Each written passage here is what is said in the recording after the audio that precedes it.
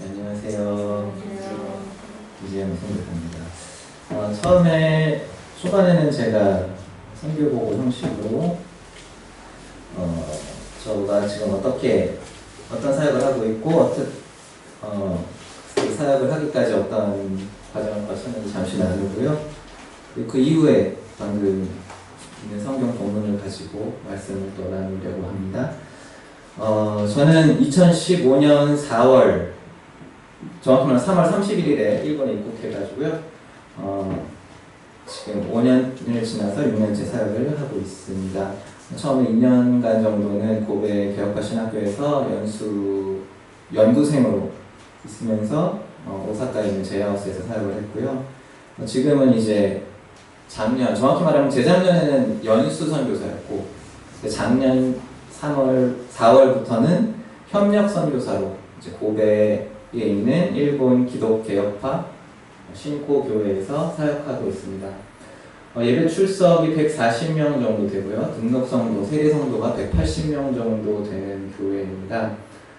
방금 아까 대표님께서 소개하신 것처럼 일본 기독 개혁파에서는 특히 간사이 지방에서는 제일 큰 교회고요. 그리고 또 신학교와 가까이 있고 또 고베에서 100년 정도 지금 이제 교회 역사를 갖고 있는 교회여서 여러 가지로 그 주변과 일본 개혁파에서 영향력이 있는 교회라고 할 수 있습니다. 다음, 일단은 잠깐 유튜브를 볼 수 있었으면 좋겠는데요. 그 교회 소개 유튜브가 있어요. 일본어기는 한데 한 2분 정도 교회 분위기가 어떠한가, 그리고 또 자기가 어떻게 소개하는지를 보면 어떤 것들을 교회가 어떤 개성을 갖고 있는지 좀 볼 수 있다고 생각하니까요. 2분 정도 잠깐 시간을 할애해서 보도록 하겠습니다.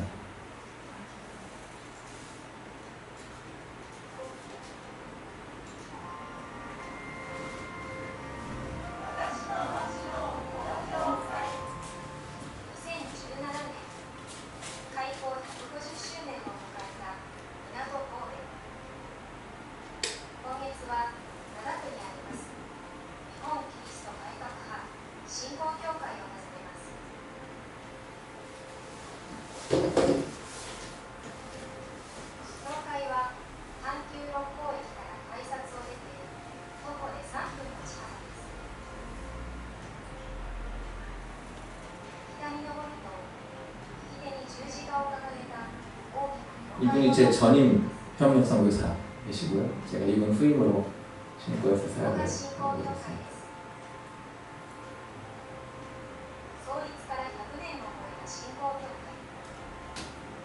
몇 년 전에 100년을 맞았고요. 창립 100년 주년을 맞았고요. 지진 이후에 1997년에 아마 이 교회 건물이 재건축됐고요. 여기가 홀이고요. 그리고 식당으로도 사용되고, 그다음에 어린아이들 도서관으로도 사용되는 장소입니다. 여기 예배당입니다. 예배 분위기도 성도들이 어떤 분이 이제 주 보이시는지 좀 확인해 주시면 좋겠고요.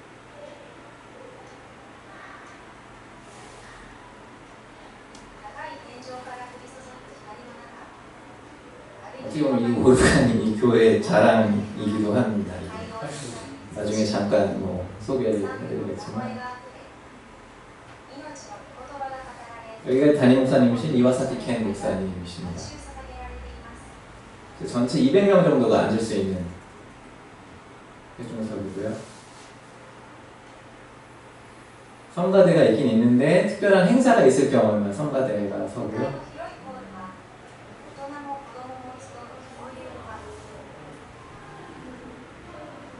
이제 식사하는 모습이 되겠습니다.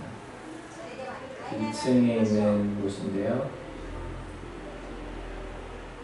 여기가 사무실이고 여기 아마 들어갈 거고요. 여기 이제 소예배실, 중고등부 예배나 작은 모임들이 여기서 열리는 곳입니다. 여기 와실, 일본식 가다미 방이 하나 있고요. 장례식 할 경우에 여기는 이제 유체를 안치하기도 하고, 여기 이제 담회나 이런 여러 집사회 이런 것도 열리는 회의실입니다.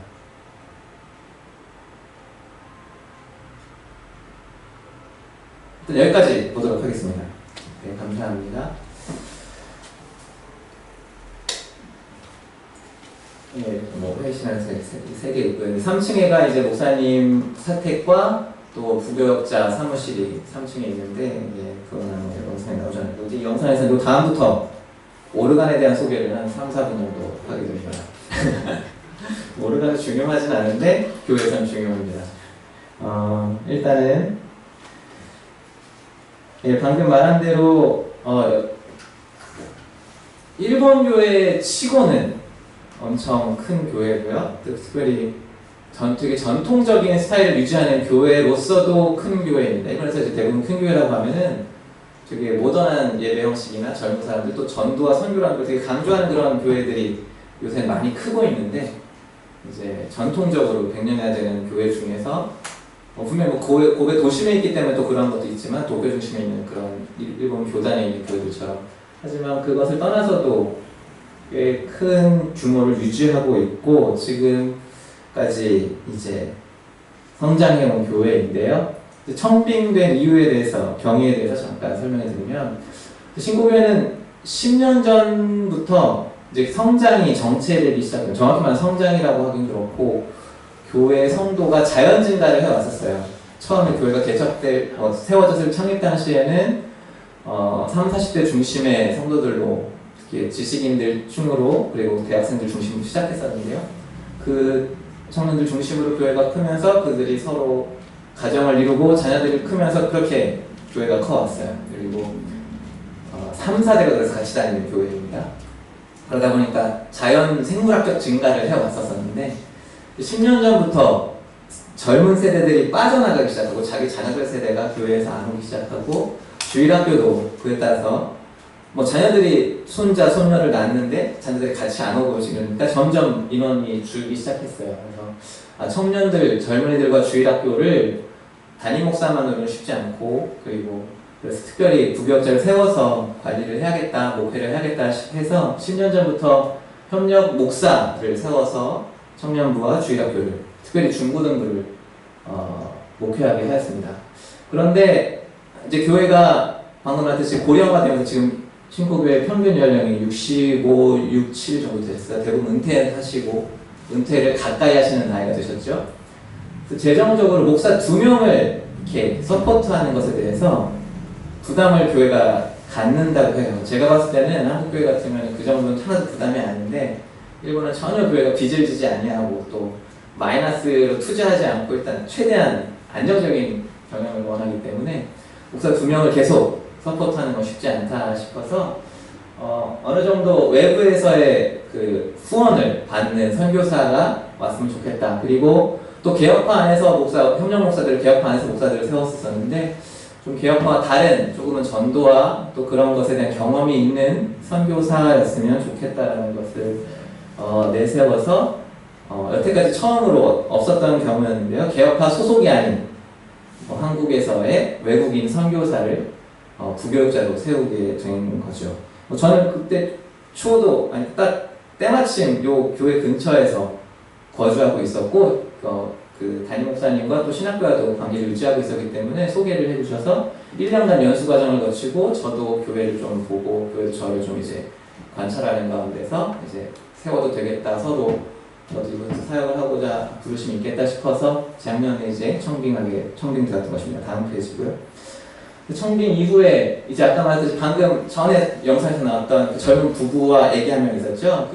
저랑 나이가 같으신 이제 개혁파 목사님이신데, 그분이 한 8년 정도 협력 목사로 사역을 하셨어요. 그리고 이제 저와 당장 딱 교대로 들어간 게 아니라, 그분이 이제 작년에 9월 달까지 사역을 하셨고, 저는 작년 4월부터 사역을 시작했기 때문에 한 6개월간, 7개월간 정도를 같이 3명이서 담임 목사님과 부부 목사님과 저와 같이 사역을 하면서 저도 이제 인수인계를 받았던 기간을 거쳤고요. 그런데 그 과정 가운데 2019년 7월, 작년 여름에 담임 목사님 휴가 기간에 건강검진을 받았는데, 다발성 볼수종이라는 혈액암의 일종이 진단을 받으셔서 바로 항암 치료랑 입원 치료를 받기 시작하셨습니다. 그래서 주일에 한 번 정도 외출을 하셔서 이제 당회하는 첫 주일날은 나오셔가지고 설교도 하시고 당회도 인도하셨지만 이제 그렇게 계속 지속할 수도 없는 상황이었고 해서 제가 처음엔 청년부와 주일학교 중심으로 사역을 하려고 왔지만 이제 목사님의 부재하는 때 제가 이제 예배 설교 사역과 예배 중심의 사역을 좀 많이 담당했었었고요. 2020년 4월, 올해 4월에 이호사키 목사님이 이제 항암치료 마치시고 완전히 퇴원을 하셨는데 4월 첫 주부터는 아침 예배만 드렸었고 아침 예배도 짧게 드렸고 주일학교를 다 안 드렸었거든요. 그리고서는 바로 4월 19일부터는 그냥 온라인 예배로만 예배를 전환하면서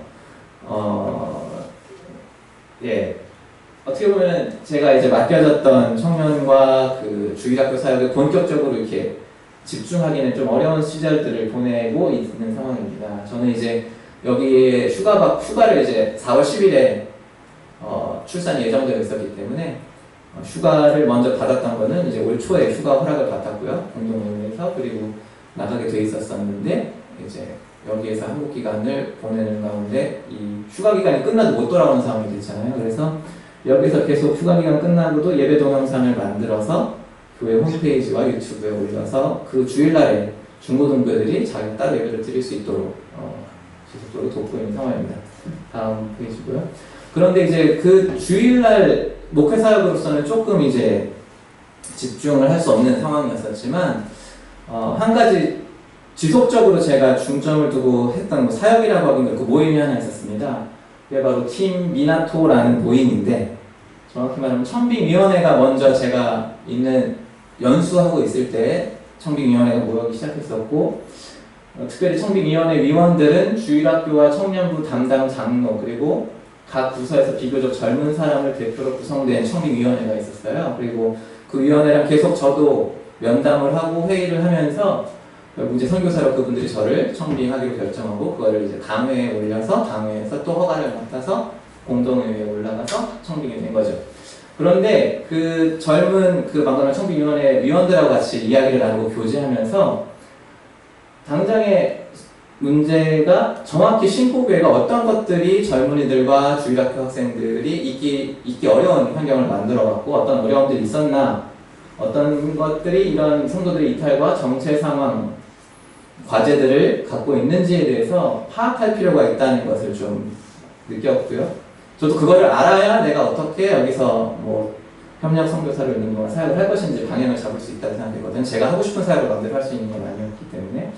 그래서 당회가 제가 그래서 청빙위원회 인원을 중심으로 청빙이 끝난 이후에도 제가 사역을 시작한 이후에도 같이 이런 것들을 논의하고 기도하고 또 교제하면서 어떤 사역들이 교회에 필요한지 어떤 필요들이 있는지를 같이 이야기했으면 좋겠다 얘기를 교회에 건의했고 그 당회에서 그럼 그 모임을 유지해라 해가지고 청빙위원회 위원들 중심으로 팀 미나토라는 모임을 가졌었습니다. 그것을 매주 토요일마다 한 2~3시간씩 모여서 기도하고 묵상하고 그 다음에 같이 한 주제별로 연구하고 공부하면서 또 신포교회의 어떤 데이터들을 좀 정리했었어요. 여태까지의 성도들의 연령 분포, 출석자들의 추이, 단순히 숫자가 아니라 어떤 사람들이 어느 정도 기간 있다가 나갔는지 그런 것들을 구체적으로 좀 파악을 했고요. 여태까지 다 수기로 출석결이 작성됐던 것을 다 데이터화해서 엑셀을 만들어서 표로 만드는 작업들을 조금 했었습니다. 그래서 그것을 통해서 신포교회가 갖고 있었던 어떤 문제들을 좀 구체화했었던 것이었는데요. 그래서 신포교회 상황과 당면 과제, 전부 다는 아니지만 그래도 두드러졌던 부분을 좀 나누고자 하는데요. 다음 페이지인데요. 저희가 이제 그 전에 일본 전체의 선교 상황, 일본 성도들이 어떤 경위로 복음을 듣게 되고 어떤 경위로 신앙을 갖게 되는지 연구했던 그 데이터가 있어서 그걸 먼저 좀 확인을 했었어요. 이게 일본 초교파적인 전교단 전도협의회라는 곳에서 발간한 책, 데이터북이라는 책에서 만든 앙케이트의 한 부분인데요. 저기 보면은 일본 성도들이 자기가 복음을 언제 처음 듣게 됐는가, 또 두 번째는 자기가 언제 복음을 받아들이고 신앙을 갖게 됐는가에 대한 데이터예요. 그래서 이게 처음 하시는 때 복음을 들었던 연령에 대한 데이터입니다. 그 설문 단위가 32개 일본인 교회에 1849명의 크리스찬을 대상으로 했고요. 그리고 회담률이 67.3%니까 더 많은 사람을 대상으로 했었는데 그 중에 회답한 사람이 1842명이 있었고요. 그리고 유효 앙케이트, 그러니까 실제적으로 성실하게 대답한 사람들이 1808명이었기 때문에 상당히 그 모집 집단이 큰 집단이고 신빙성이 있는 데이터라고 생각이 듭니다. 게다가 초교파로 했기 때문에 교단들, 전통 교단과 또 복음주의적인 새로 신은 그런 복음주의 교회들 전부 다 영입을 해서 한 거기 때문에 꽤 신빙성이 있는 자료로 여러분들에게도 아시면 도움이 될 것 같아요. 지금 아까 말씀드린 일본 전체 교회의 성도 평균 연령도 60세 가까이 돼 가고 있어요. 60세 이미 찍었다고도 얘기합니다. 그런데 그분들이 평균 60세인 일본 성도들이 언제 복음을 처음 들었냐 하면 대부분이 1세에서 6세 사이에 듣게 됩니다. 거의 절반 가까이의 숫자죠. 말하자면 거의 대부분이 지금 일본 성도들의 거의 대부분은 모태신앙이라는 얘기예요. 그리고 거의 초반에 몰려있는 것을 봤을 땐 최소한 주일학교 때 교회를 처음 밟아왔던 사람들이 대부분이라는 거죠. 그리고 언제 신앙을 갖게 되었는가에 대한 데이터도 보면 대부분 좀 약간 중등부, 약간 세례하는 시기에 맞춰져 있어요. 그러니까 모태신앙으로 신앙을 시작해서, 신앙생활을 시작해서 신앙 고백하는 중고등부 시절에 신앙 고백을 세례를 주잖아요. 뭐 그때는 대부분 이제 유아 세례를 받았으면 이제 신앙 고백이라고 하고, 유아 세례를 안 받았으면 이제 세례라고 하는데 그 연령대에 맞춰져 있는 거예요. 반대로 말하면 저 40세 이상의 사람들, 지금 일본 성도들은 40세 이상이 돼서 교회를 처음 다니는 사람은 거의 적다는 거고, 30세 이상만 돼도 전도가 되게 어려운 상황이었던 거고, 여태까지 일본 교회들의 상황이 20대까지만이 어느 정도 전도의 신앙을 전하고 복음을 받아들이는 가능성이 있는 연령이라는 거예요. 여태까지 일본을 봤을 때. 말하자면 주일학교와 청년전도까지만이 지금까지 봤을 땐 유효하고, 그것을 벗어난 세대에 대한 전도는 거의 효과가 없었다라는 게 지금까지 결과, 이게 효과가 없다라는 얘기가 아니라 결과적으로는 그렇다고 볼 수 있는 거죠. 이 결과 데이터를 봤을 때에는. 그리고 말하자면 지금 성도가 거의 65살이 평균 연령 65세이신데 그분들이 복음을 믿게 된 게 한 20년, 30년, 40년 전이에요. 그러니까 3, 40년간은 새로 복음을 듣고 영입된 숫자가 대단히 적었다라는 것도 이걸 통해 알 수 있는 거죠. 근데 신고교회에서는 이걸 어떻게 파악했냐면, 중요한 게 그래서 주일학교고, 최소한 중고등부고, 더 아니면 청년부다라는 거예요. 그런데 이제 오늘 표는 있지 않았지만, 신고교회에서 70년 이후 출생자들을 세례받은, 이미 세례 교인인 이후 출생자들을 데이터를 점검했는데 세례교인이 아무도 없는 거예요. 말하자면 세례받은 사람이 아니라 다 신앙고백, 유아 세례를 받고 신앙고백인 사람들만 있는 거고, 그 뜻은 뭐냐면 다 성도들의 자녀란 얘기예요. 그러니까 여태까지 주일학교와 청년부가 새로 전도를 한 사람이 교회에 남아있는 사람이 없는 거예요. 지금 현재 있는 성도들을 대상으로 해서 조사했는데 그들 중에서 교회 안에 자기 가족이 없는 사람이 아무도 없고, 다 부모님이 거기 다니고 있으셨던 분이고, 자기가 새로 이 교회에서 복음을 듣고 받아들인 사람이 적어도 1970년대생 이후 사람 중에서는 없다라는 거죠. 1970년생이면 저보다도 이제 한 10살 가까이 많으신 분들인데, 50살이신 분들인데, 그분들이 다 모태신앙 출신인 거죠. 그러니까 주일학교가 전도의 열매를 거의가 아니라 결과적으로 봤을 땐 전무했다라고 얘기할 수 있어요.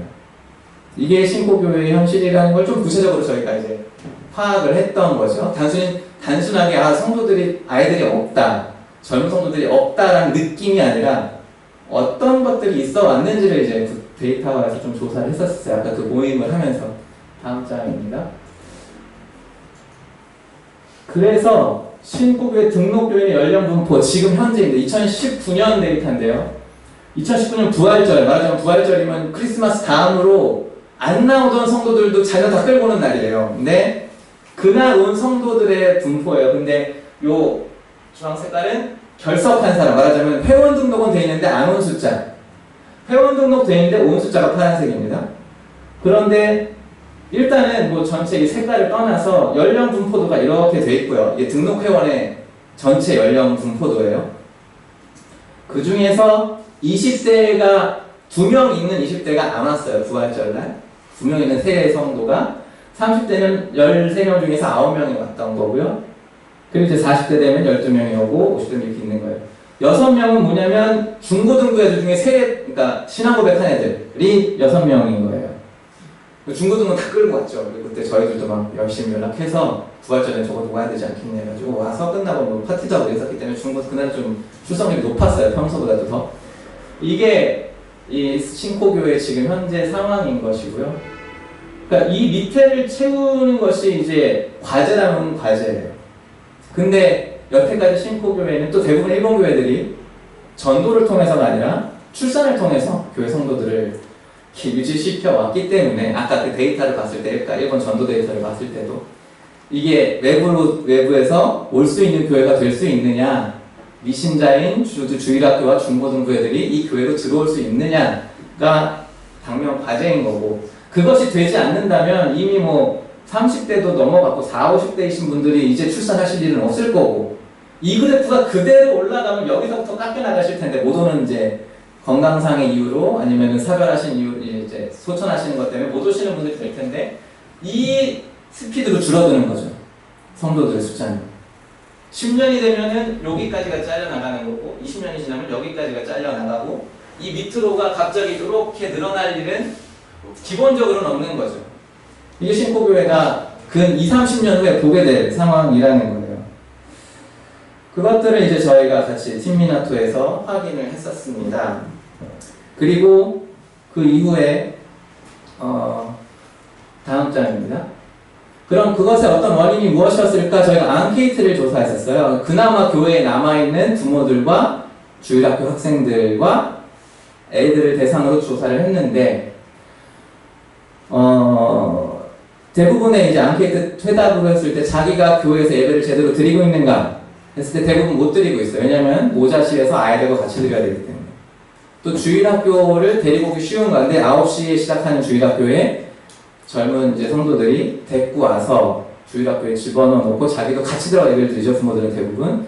그리고 나서 본 예배가 시작하면 모자실이나 이렇게 예배당에서 시끄러우니까 같이 못 있고 뒤에서 예배를 드리는데 자기 예배는 드리기가 어려워요. 교회 예배당 밖에서 예배를 드리기 때문에.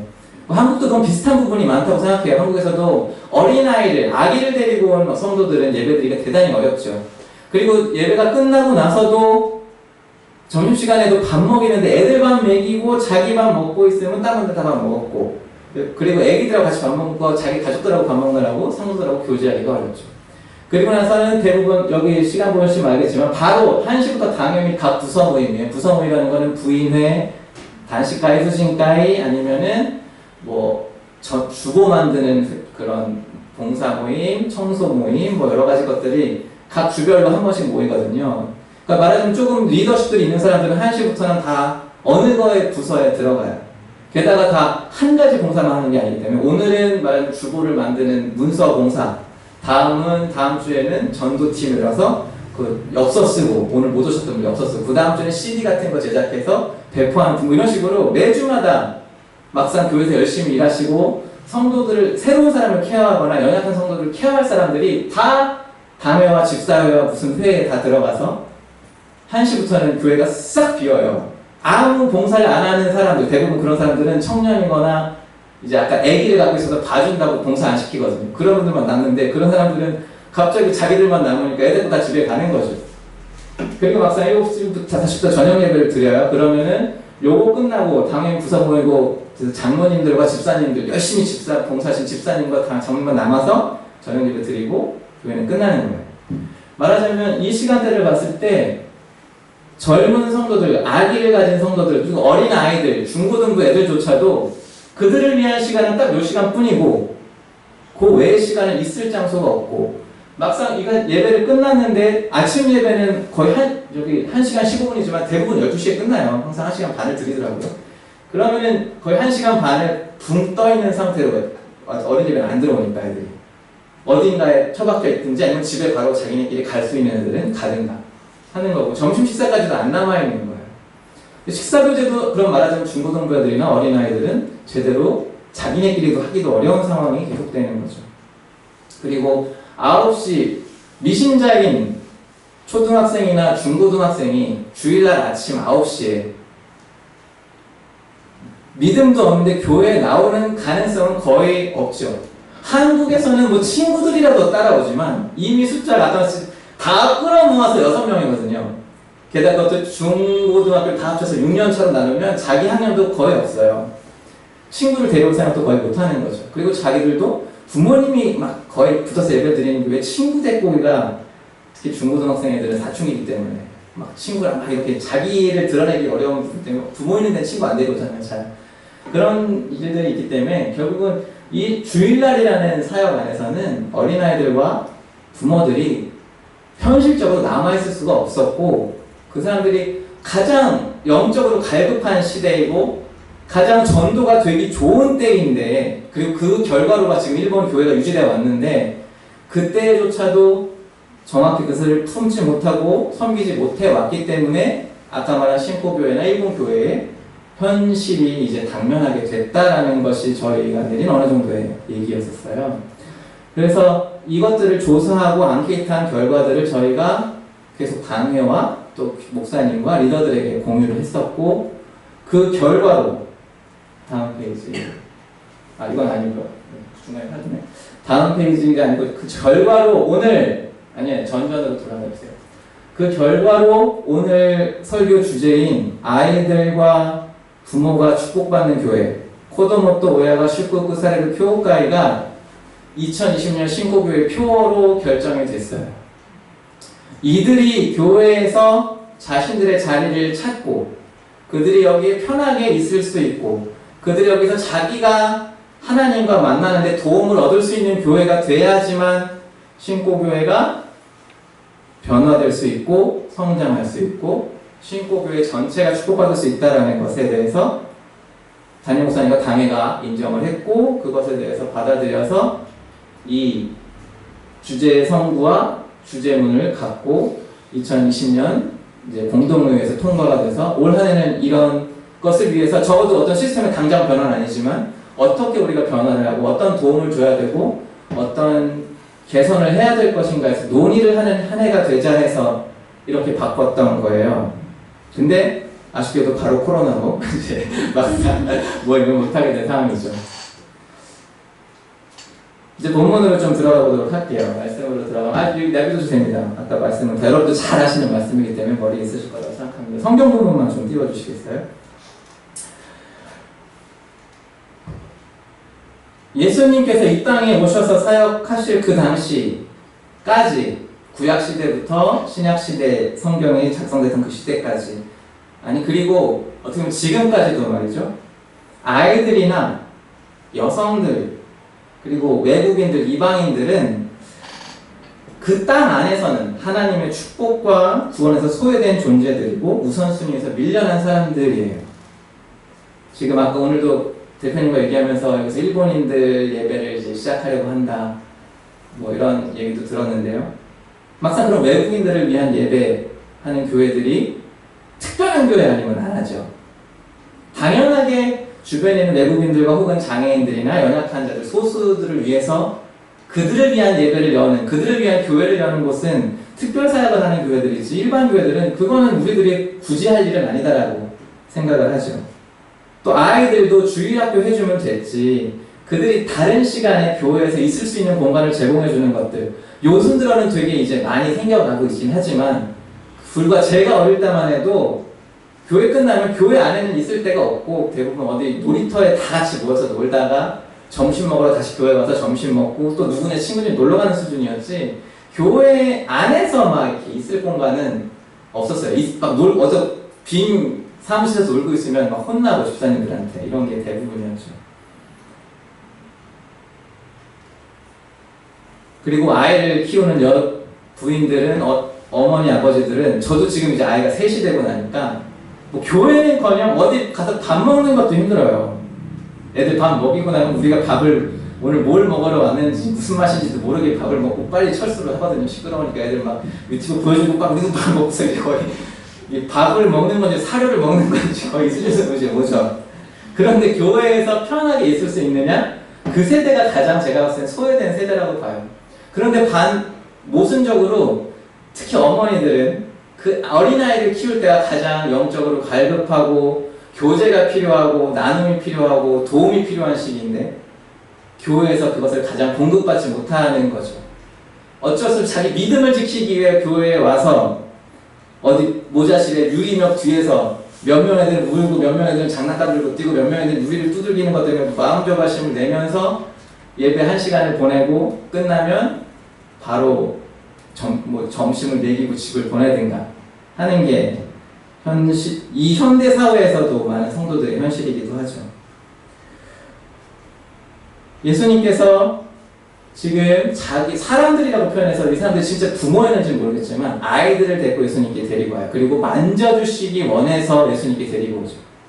만져주신다는 것은 기본적으로는 예수님의 안수와 축복과 혹은 어떤 부분에서는 치료를 원하는 측면이 있어서 데리고 온 거예요.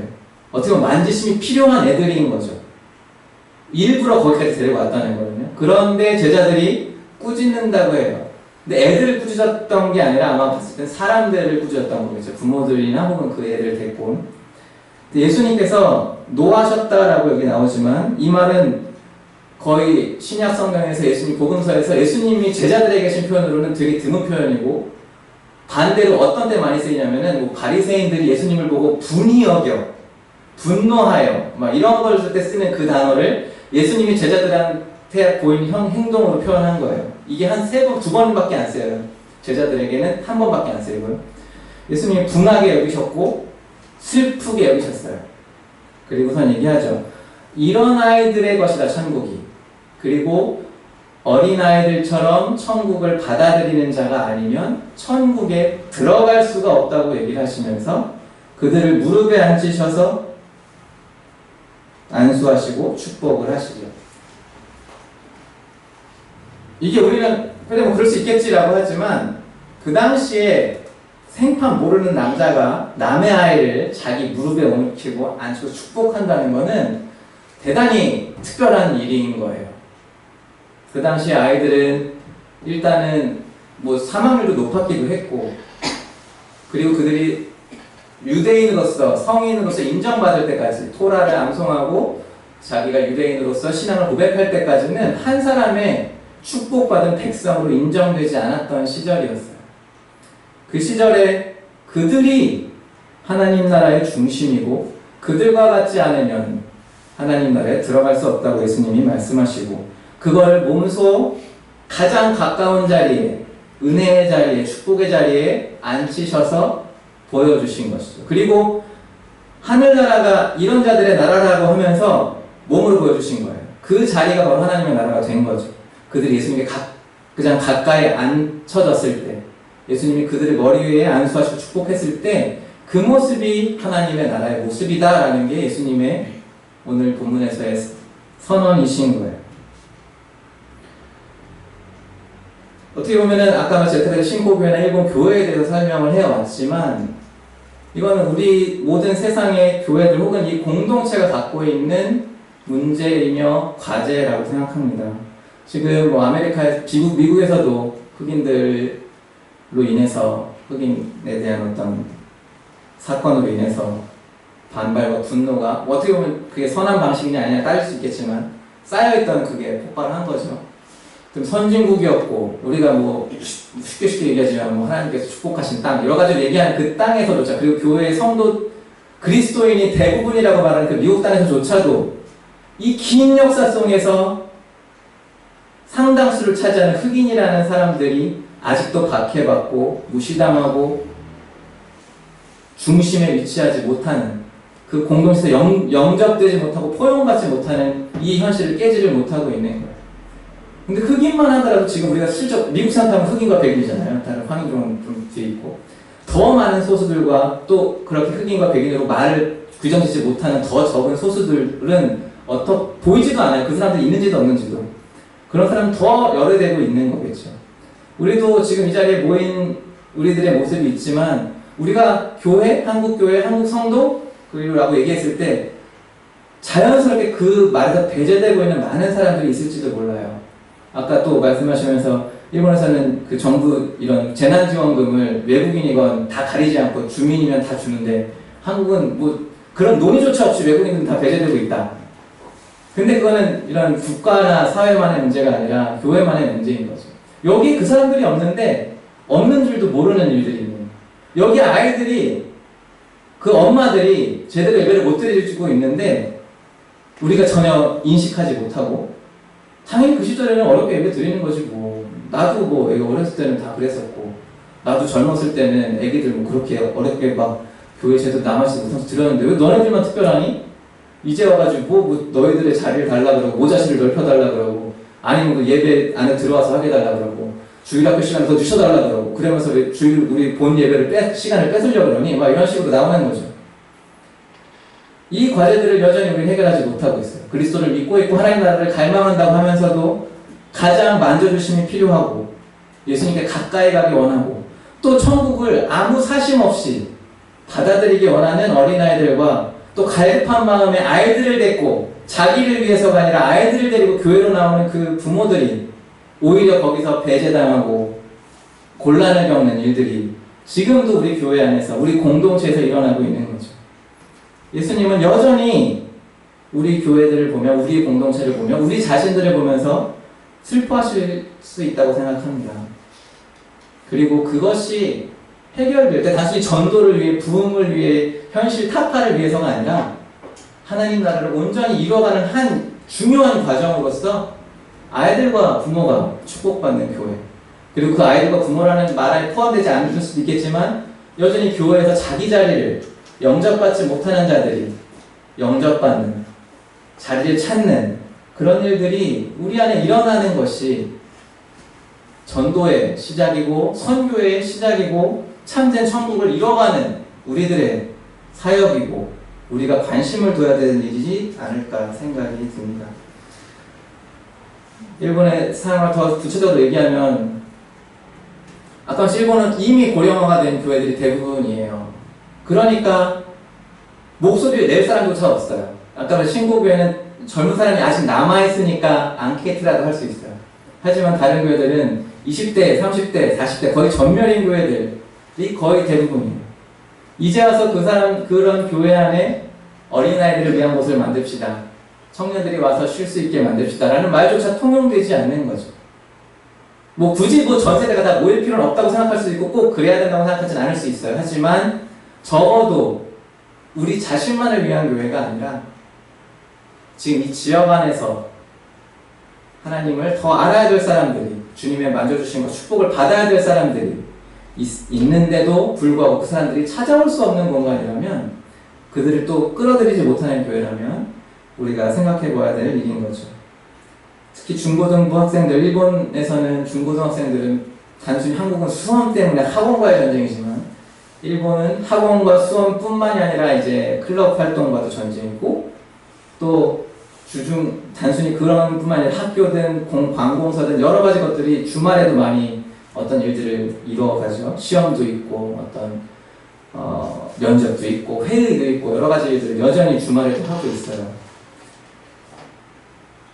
가만히 내버려둬도 나오기 힘든 애들이 그래도 주일날 나와서 엄마 말 아빠 말이라고 듣고 앉아있는 거예요. 근데 그렇게 귀하게 온 애들이 있을 자리도 없이 단순히 1시간 그것도 성도들 모이지도 않은 아침 이른 시간에 와서 이걸 쑥닥드리고 자기가 빠이빠이 하게 된다면 너무 아쉬운 일이지 않겠습니까? 한국도 마찬가지. 저도 옛날에 중고등부 사역을 했지만 와서 자요. 그리고 말씀 가르쳐도 별로 모르고 대답도 안 하고 오늘 그래서 들은 말씀 같이 얘기해보자. 뭐 들었니? 몰라요. 뭐 아무 대답도 안 하고 뭐 아무 생각도 없고 그럼 왜 와? 여기 가서 잘 거면 이런 생각이 들어요. 하지만 어떻게 보면 예수님이 말해서 이런 자들처럼 천국을 받아진 자들의 그 마음도 있지 않을까 저는 생각을 해요. 그래도 걔들은 말로는 표현하지 못하고 막 적극적으로 티내진 않지만 하나님 필요해요. 말씀 알고 싶어요. 말로는 못하지만 무언가 그래도 기대하는 바가 있으니까 거기까지 이 이른 아침에 9시에 교회에 온 거겠죠. 오히려 그 귀한 애들을 주님의 가장 가까운 자리에 앉히고 가장 축복받는 자리에 앉히고 영접하고 오히려 제자들은 그들의 통로가 되어주고 이미 하나님 앞에서 은혜를 경험한 자들은 그들이 예수님께 가까이 갈 수 있도록 최대한 주님과 만날 수 있도록 길을 열어주고 도와주는 것이 우리의 일이지 않을까 생각합니다. 또 청년들도, 지금 한국 청년들도 많이 힘들죠. 직장생활, 직장이라도 있으면 다행인데 취업 준비, 수험 준비, 또 직장망과 결혼 준비, 여러 가지 염려들을 품고서도 주일날 나와서, 그리고 대부분은 또 작은 교회들, 특히 일본 교회들은 교회에 나오면 쉬지도 못해요. 청년들이 교제도 못해요. 다 어디 봉사를 청년들이라고 허드렛일 시키고 청소시키고 큰 거 무거운 거 들은 거 너희들밖에 이제 할 사람이 없다고 한두 명 있는 청년들을 이렇게 부려먹어요. 그런데도 또 부모님 나오고 할머니 할아버지 여기 나오니까 청년들은 또 순순히 나오는 청년만 일본에 남아있죠. 약간 얕은 청년들이 일본에 교회 안 와요. 뭐 그런 마음으로 온 아이들이, 청년들이 허드렛 일로, 봉사로 자기가 공급받지는 못하고 맨날 주일학교 교사라 저 애들 돌봐라 하면서 애들 데리고 나가서 놀이터 갔다 오고, 청년들은 성경 공부도 못하고 이런 상황 가운데 있는 게 제가 일본에서 많이 보았던 상황이에요. 그들은 중심에 있지 못해요. 많은 성도들이 또 그리고 그들을 중심에 세워야 된다는 인식조차 잘 못하는 게 일본뿐만 아니라 우리 자신들의 모습이죠. 마지막으로 이것만 나누고자 합니다. 이건 또 이제 미나토에서 맨 마지막 페이지로 봐주시겠어요? 예전 중심적인 교회와 선교적 교회 이 부분만 잠깐 나눴으면 좋겠는데요. 제가 그래서 많이 느낀 거는 두 가지 교회가 있다고 생각해요. 크게 뭐 어떤 기준으로 나눴을 때는 예전이라는 건 옛날 예전이라는 게 아니라 이제 성례 예전으로서의 교회가 있고 선교적 교회가 있다고 생각해요. 대부분 교회 역사는 기독교 사회 안에서의 한 중심으로서의 교회가 이루어졌어요. 그래서 교회만이 할 수 있는 일들이 있었죠. 말하자면 성례를 집행해 준다는 거. 특히 이제 종교개혁이 일어난 이후에는 성례라는 게 많이 줄어들어서 이제 세례와 성찬으로만 줄어들었지만 그건 교회 목회자만 할 수 있는 권한이었고 그것을 하는 것이 교회였어요. 자, 그러면 성도로서 교육을 받는 곳이 어디냐? 그럼 교회가 아니라 학교였고, 뭐 그 당시에 학교란 말보다는 대부분 옛날에 학교를 세우면 신학교 중심으로 세워졌죠. 성경을 가르치고 말씀을 가르치는 학교로서 세워지고 거기에 사람들을 보내서 말씀을 훈련시켰던 거죠. 그리고 가정에서 뭐 대부분 다 기독교 사회이기 때문에 가정이 다 기독교 가정이에요. 가정에서 기도를 가르치고 말씀을 가르치고 양육하는 게 여태까지 거의 근대까지의 서구 사회, 기독교 중심 사회의 교회의 모습이고 사회의 모습이었어요. 교회는 가정이 할 수 없고 학교가 할 수 없고 병원이 할 수 없는 일을 하는 게 교회였고, 그렇기 때문에 그 교회 안에서의 목회자와 역할은, 또 리더들의 역할은 성례를 집전하는 사제였고 말씀을 가르치는 교사였지 목회자로서의 양육하는 자, 신방하는 자로서의 역할은 약했던 거죠. 그리고 한 사람한테 굳이 깊게 케어할 필요가 없었어요. 그런 것들은 학교와 다른 곳에서 할 일이었죠. 또 선도와 전도도 거의 근대 우리가 뭐 말하는 윌리엄 캐리나 허드슨이 나오기 전까지는 선교를 성도가 해? 전도를 성도가 해? 라는 개념조차 없었던 시대였었어요. 대부분. 그거는 특정한 선교단체, 어떤 사제단, 선교단이 하는 일이지 성도들은 전도와 선교는 우리가 할 일이 아니라고 생각했던 거죠. 그런데 근대가 지나고 현대로 들어오면서 제국주의 시대가 끝나면 식민지 시대가 끝나면서 교회들이 남아있는 곳은 무신론적인 사회, 무신론적인 문화, 혹은 이교도적인 문화와 사회 속에 교회들이 남아있게 됐어요. 거기에서 하나님을 믿는 사람들은 더 이상 기독교 가정 안에서 자라는 사람들이 아니에요. 그들이 다니는 학교와 사회와 직장은 더 이상 기독교 문화 가운데 있지 않아요. 그들은 어디서도 하나님을 배울 수도 없고 하나님에 대해서 알 수도 없고 성경을 배울 수 있는 공간이 없어요. 교회만이 그것을 해주어요. 그래서 아까 같이 교회, 학교와 가정과 병원과 그런 일들을 했던 것이 다 교회로 넘어오죠. 기독교인으로서 유지되기 위해서는. 그래서 선교지로서의 교회에서는 이교적 문화 사회 속에서 전도를 통해 성도를 세워야 되고 성도들을 보호하고 양육하기 위해서 교회 공동체 안에서 양육하고 교육해야 되는 거예요. 그리고 예배뿐만이 아니라 그 이후에 교제와 교육의 역할이 대단히 중요하게 되고 또 더 나아가서 전도와 선교의 역할도 교회 공동체의 일원들이 다 감당해야 된다는 그런 역할이 주어지게 되는 거죠. 그렇기 때문에 목회자는 단순히 예배를 집전하는 사제로서뿐만이 아니라 성경 교사일 뿐만이 아니라 목회자여야 되고 양육자여야 되고 부모로서의 역할이 강조되기 시작하는 거죠. 다행스럽게도 한국에는 근대 기독교의 전도와 선교를 통해 기독교가 들어왔지만 한국이란 토양에 맞추어서 선교와 전도 중심의 성향을 강하게 지닌 교회들이 세워졌어요. 그리고 그런 선교사들도 한국 목회자들을 세우고 한국의 리더들을 세움을 통해서 그런 근대 문화와 유럽의 기독교 문화에 그렇게 깊이 물들지 않은 사람들이 한국교회 리더들로 섰던 거죠. 그러다 보니까 한국교회는 장로교, 침례교, 성교교라고 해서 똑같은 과거의 교단의 흐름이 있어도 교회를 보면 다 약간 선교적인 교회의 역할들을 하려고 해요. 그래야지만 또 주일학교 애들, 자녀들이 기독교인으로서 정체성을 유지할 수 있기 때문이죠. 근데 제가 느끼기엔 일본 교회는 여전히 사제적인 역할로서의 교회, 그냥 단순히 교육적인 역할로서의 어떤 신학적인 역할로서의 교회가 강하게 남아있고, 굳이 교회가 양육해야 돼? 굳이 교회에서 교제해야 돼? 굳이 교회에서 우리가 서로를 돌보아야 돼? 라는 인식이 대단히 아직 깊이 남아있는 것 같아요. 그들은 일본 교회가 잘못했다기보다는 서부 유럽의 그 문화를 그대로 받아들여서 그렇지 않을까 생각해요. 제가 그래서 일본 교회들 보면, 특히 개혁파를 보면 여기는 유럽 교회야? 라는 느낌이 강하게 있어요. 아까 이제 마지막으로 그 오르간이 얼마인지 아세요? 이건 비난이 아니라 그냥 일본 교회가 얼마나 오르간을 중요시하고, 특히 개혁파가 그게 4억이에요. 그리고 아까 그 예배당이 이렇게 생겼잖아요. 그 오르간을 놓기 위해서 예배당 구조를 그렇게 지은 거예요. 예배당이 하나의 오르간의 울림통인 거죠. 저 기타 울림통이 있듯이 오르간 소리가 더 잘 울리기 위해서 예배당을 건축한 거죠. 그러니까 이렇게 마이크 들고 설교를 하면 스피커도 못 나와요. 왜냐하면 스피커가 이렇게 울퉁불퉁하면은 방을 이렇게 울리지가 않고 음이 죽기 때문에 튀어나오는 걸 다 없애요. 벽면에 그래서 아무것도 없어요. 유리창 말고는. 막 우리나라에 막 스피커 막 내려와 있고 막 조명 막 내려와 있잖아요. 그렇게 하면 안 되거든요.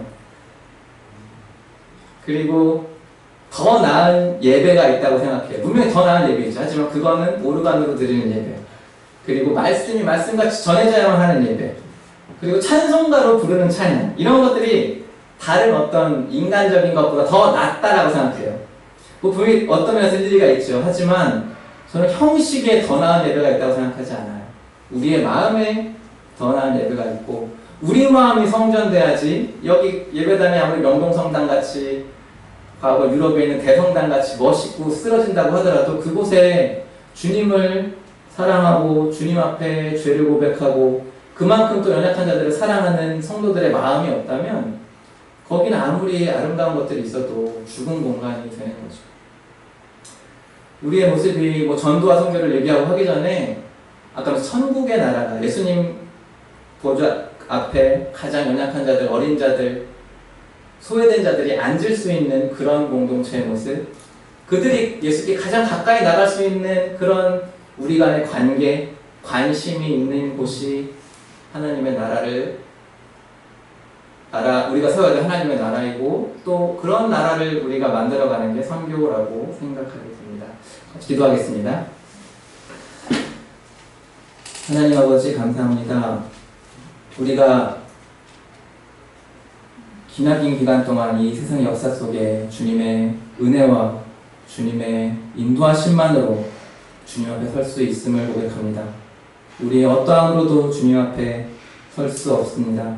오직 예수 그리스도만이 우리의 성전이시며 우리의 복음이시고 우리의 구원이심을 고백합니다. 그리고 그 구원과 복음과 천국의 근원신 주님 가운데 우리가 서로서로를 이끌고 나아갈 수 있도록 도와주시옵소서.